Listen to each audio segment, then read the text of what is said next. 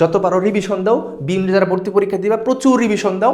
এখন রিভিশন ছাড়া কোনো কথা নাই, কারণ ভর্তি পরীক্ষা খুবই সন্নিকটে চলে আসছে। যা পড়ছো রিভিশন দাও, তুমি অনেক পড়াশোনা করছো, শুধু রিভিশন দাও এখন, ঠিক আছে? তোমার জন্য শুভকামনা রইল যেন তুমি আমার এই ক্যাম্পাসে একজন শিক্ষার্থী হতে পারো এবং আমার জুনিয়র হয়ে যেন আমার সামনে আমি তোমাকে পেতে পারি। আসসালামু আলাইকুম সবাইকে। তো দেখতে দেখতে চট্টগ্রাম বিশ্ববিদ্যালয়ে ভর্তি পরীক্ষা খুব সন্নিকটে চলে আসছে। তো এই মুহূর্তে আসলে কি করা উচিত তোমরা অনেকে এটা বলতেছিলা এবং আমিও প্রস্তুত হচ্ছিলাম যে এই তথ্যটা তোমাকে আমি দিয়ে রাখি। তো তোমরা যারা চট্টগ্রাম বিশ্ববিদ্যালয় বি এবং ডিতে ভর্তি পরীক্ষা দিবা, তো তোমাদের জন্য এই সামনে যতটুকু তুমি সময়টা পাচ্ছ ঠিক ওইভাবে করে পড়াশোনা করবা, ঠিক আছে?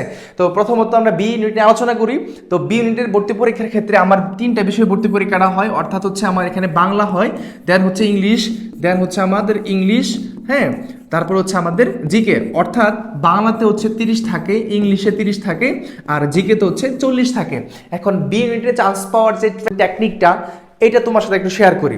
যেহেতু এখানে হচ্ছে আমাদের বাংলাতে 30 মার্ক, ইংলিশে 30 মার্ক এবং হচ্ছে জিকেতে 40 মার্ক থাকে, এবং তুমি এই মুহূর্ত থেকে যে প্যাটার্নে তুমি পড়বা সেটা হচ্ছে বাংলা ব্যাকরণ থেকে প্রশ্ন আসে এবং হচ্ছে বাংলা প্রথম পত্র যে গদ্য পদ থেকে পরীক্ষা প্রশ্নগুলো আসে। তো তুমি খুব সুন্দর করে তোমার যে পাঠ্য বইটা আছে, তোমার যে এইচএসসি যে পাঠ্য বইটা আছে, এই বাংলার জন্য যে গদ্য পদ্যগুলো আছে, ঠিক আছে, গদ্য প্লাস হচ্ছে কি বলতো পদ্য, এইখান থেকে কিন্তু প্রত্যেক বছরের প্রশ্ন থাকে, এই বছরও থাকবে। বিশেষ করে গদ্য পদ্যের যে পাঠ পরিচিতি, কবি পরিচিতি, তাদের যে বিভিন্ন তথ্যগুলা, মূল ভাবগুলা, গুরুত্বপূর্ণ শব্দ অর্থগুলা, এগুলো কোনোভাবেই মিস করা যাবে না। এখান থেকে কিন্তু প্রশ্ন থাকবেই থাকবে, ঠিক আছে? যেমন ধরছে বিভিন্ন কবিদের উপন্যাস আছে, কাব্যগ্রন্থ আছে, গল্প গ্রন্থ আছে, এই যে জিনিসগুলা খুব ভালো করে তোমার দেখতে হবে, সেটা গদ্য অথবা হচ্ছে পদ্য, ঠিক আছে? এবং দেখা যায় বিভিন্ন কবিতার গুরুত্বপূর্ণ লাইনটা যে এটা কোন কবিতার সাথে তুলনা করা হয়েছে বা এটা কোন কবিতার সাথে অ্যাডজাস্ট, এই জিনিসটা আসতে পারে। দেন প্রত্যেক বছরে আরো 2টা জিনিস আছে, একটা হচ্ছে উপন্যাস, বুঝছো? একটা হচ্ছে তোমার হচ্ছে উপন্যাস, আর হচ্ছে কি বলো সেটা হচ্ছে নাটক। উপন্যাস এবং নাটক থেকে প্রত্যেক বছরের প্রশ্ন থাকে এবং এই বছরেও থাকবে। তো উপন্যাস নাটক সম্পর্কিত তথ্যগুলো খুব ভালো করে পড়বা। এখন এই মুহূর্তে এসে তোমার তো এই সময়টা নাই যে ধরে ধরে পড়া এবং প্রত্যেকটা লাইন প্রত্যেকটা অক্ষর ধরে ধরে পড়ার ঠিক সময় আছে, নাই। এক্ষেত্রে তুমি যেটা করবা, তোমার তো অবশ্যই দেখানো আছে কোনটা ইম্পর্টেন্ট, জাস্ট ওইটা তুমি দেখো খুব ভালো করে। আর এই 4 ক্যাটাগরির জন্য, অর্থাৎ এখানে বাংলার জন্য গদ্য, পদ্য, উপন্যাস, নাটকের প্রিভিয়াসের যে কোশ্চেনগুলো আছে, বিভিন্ন বিশ্ববিদ্যালয় ভর্তি পরীক্ষার যে কোশ্চেনগুলো আসছে প্রিভিয়াসের কোশ্চেন, ঠিক আছে, প্রিভিয়াসের কোশ্চেনগুলো তুমি খুব ভালো করে শেষ করো, খুব ভালো করে শেষ করবা, একটা যেন বাদ না পড়ে। আর যেটা তোমার কঠিন লাগতেছে ওটা স্টার মার্ক করে রাখো, ওইটা তুমি বারবার দেখবা। দেন বাংলা ব্যাকরণ থেকে দেখা যাচ্ছে তোমার বাগধারা আছে, তারপর হচ্ছে ধরো হচ্ছে সমার্থক শব্দ, বিপরীত শব্দ এবং ধরো হচ্ছে পারিভাষিক শব্দ, এগুলো থেকে কিন্তু তোমার প্রশ্ন থাকে। তো এগুলা ওই যে প্রিভিয়াসের কোশ্চেনগুলো পড়বা। এখন তো লাস্ট মুহূর্তে চলে আসছো, এখন মানে এটা বললেও ঠিক না যে সবগুলো এখন পড়তে পারবা, সময়টা তোমার কাছে নাই। আজকে 3 তারিখ, আগামীকালকে 4 তারিখ, 5 তারিখ, 6 তারিখ, এভাবে চলে যাবে। 8 তারিখে ভর্তি পরীক্ষা। আর যেটা খুবই ইম্পর্টেন্ট মনে হয়েছে বা এটা কঠিন লাগছে, ওইটা তুমি বারবার একটু দেখবা, যেহেতু তুমি ওইখানে উইক আছো, ঠিক আছে, এই জিনিসটা। দেন উপন্যাস নাটকটাও পড়ে ফেলবা। আর বাংলা ব্যাকরণের ক্ষেত্রে যদি বলি, সমাস থাকে, কারক থাকে, এখান থেকে কিন্তু প্রশ্ন থাকে। সমাস, কারক, এই অধ্যায়গুলো খুব ভাইটাল, এটা খুব ভালো করে পড়তে হবে, বুঝছো?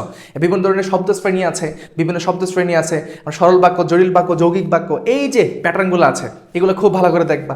ইংলিশের জন্য 30 মার্কের মধ্যে তোমার ইংলিশে একটু ডিফারেন্স হয়। আমাদের বি ইউনিটে প্যাসেজ থেকে প্রশ্ন আসে, প্যাসেজটা যদি না পারো তুমি হচ্ছে স্কিপ করে তুমি গ্রামাটিক্যাল রুলসটা দেখবা, ঠিক আছে? দেন ওইটা শেষ করার পর তুমি প্যাসেজে আসবা। এখন 30-এর মধ্যে তোমাকে মূলত বি ইউনিটে যেখানে থেকে ভালো মার্কসটা পেতে হবে সেটা হচ্ছে বাংলা আর হচ্ছে জিকের মধ্যে। ইংলিশে ধর হচ্ছে বেশি হতাশার কারণ নেই। ইংলিশের মধ্যে 30-এর মধ্যে যদি কঠিন প্রশ্ন আসে, অনেক কঠিন প্রশ্ন আসছে, এটা সবার জন্যই কঠিন হবে, ঠিক আছে, সবার জন্যই কঠিন হবে, এটা নিয়ে কোনো আফসোসও করবা না এবং টেনশনের কোনো কারণ নেই। তো এখানে গ্রামারটা ভালো করবা। এইটার যে গ্রামার থেকে যেখান থেকে প্রশ্নগুলো আসুক না কেন, অলরেডি হচ্ছে আমি সাজেশন তোমাদেরকে দিছি। এই গ্রামার থেকে প্রশ্নগুলা যদি আসে যেন মানে বাদ না পড়ে, affirmative, negative agreement, pin point error আছে, কারেকশন, ঠিক আছে, ইনভার্সন, এইগুলো থেকে কিন্তু মানে আসবে এই প্রশ্ন, এইগুলো থেকে প্রশ্ন আসবে প্রত্যেক বছরই। ইম্পর্টেন্ট কোয়েশ্চেন থেকে, ড্যাংলিং মডিফায়ার থেকে প্রশ্ন থাকবে। সো এইটাও অবশ্যই ভালো করে দেখবা। আর লিটারেচার থেকে কমপক্ষে এই যে আমার ইংলিশের মধ্যে যেহেতু বি ইউনিটে ইংলিশ সাবজেক্টে রয়েছে, এই লিটারেচার থেকে ধরো হচ্ছে 2 থেকে 3টা মিনিমাম থাকবে, মিনিমাম, সর্বোচ্চ হইতে পারে, সর্বোচ্চ 4 থেকে 5টা হইতে পারে, কোনো সমস্যা নেই, আসতেও পারে, তবে মিনিমাম 2 থেকে 3টা থাকবেই থাকবে। টার্মগুলো আছে এগুলো খুব ভালো করে দেখবা, ঠিক আছে?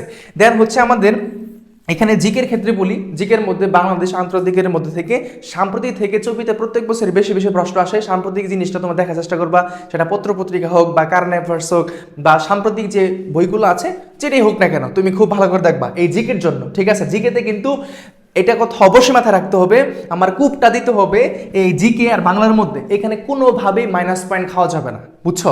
এখানে জিকে 40 মার্ক, 40টা প্রশ্ন আসবে, তো 40টা, একটা দুইটা না, 40টা প্রশ্ন আসবে। অনেকগুলো প্রশ্ন না, 40টা প্রশ্ন। এখানে বাংলাদেশ বিষয়গুলির মধ্যে তুমি যা পড়ছো দ্যাটস এনাফ, জাস্ট রিভিশন হবে। এখন মধ্যে তোর বিভিন্ন ধরনের সংস্থা আছে, বিভিন্ন দিবস আছে, খেলাধুলা সম্পর্কিত এইগুলো আছে, এগুলো খুব ভালো করে দেখবে যেন টু দ্য পয়েন্টে, যেন ভুলটা না হয়। বিশেষ করে বিভিন্ন প্রণালীগুলো আছে ওগুলো তোমার দেখতে হবে। বিভিন্ন যুদ্ধ আছে, আলোচিত সমালোচিত যে যুদ্ধগুলো আছে এগুলো খুব ভালো করে দেখবা জিকের জন্য, ঠিক আছে? দেন হচ্ছে আমাদের খেলাধুলা বিষয় থেকে বিভিন্ন প্রশ্ন থাকে কিন্তু প্রত্যেক বছরে, একটু খুব ভালো করে দেখে নিবা, তাহলে আমার জিকের মধ্যেই একটা ভালো একটা আমার স্কোরটা পেতে হবে।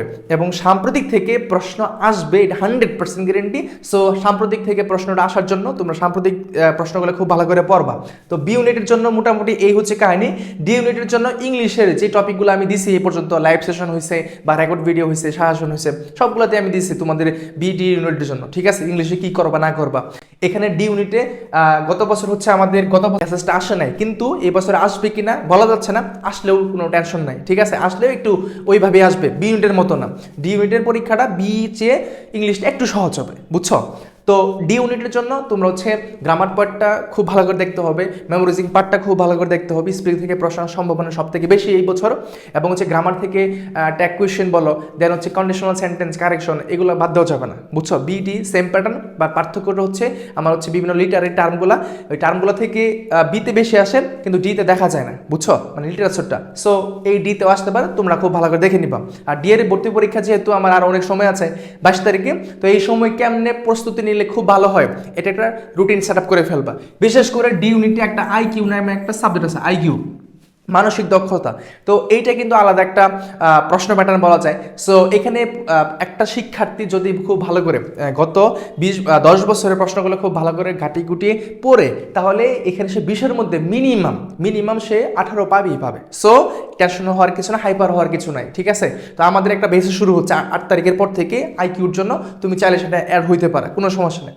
তো এই হচ্ছে আমাদের বি এবং ডি ইউনিটের জন্য। এখন থেকে এইভাবেই পড়ো, যত পারো রিভিশন দাও। বি ইউনিট যারা ভর্তি পরীক্ষা দিবা প্রচুর রিভিশন দাও, এখন রিভিশন ছাড়া কোনো কথা নাই, কারণ ভর্তি পরীক্ষায় খুবই সন্নিকটে চলে আসছে। যা পড়ছো রিভিশন দাও, তুমি অনেক পড়াশোনা করছো, শুধু রিভিশন দাও এখন, ঠিক আছে? তোমার জন্য শুভকামনা রইল যেন তুমি আমার এই ক্যাম্পাসে একজন শিক্ষার্থী হতে পারো এবং আমার জুনিয়র হয়ে যেন আমার সামনে আমি তোমাকে পেতে পারি।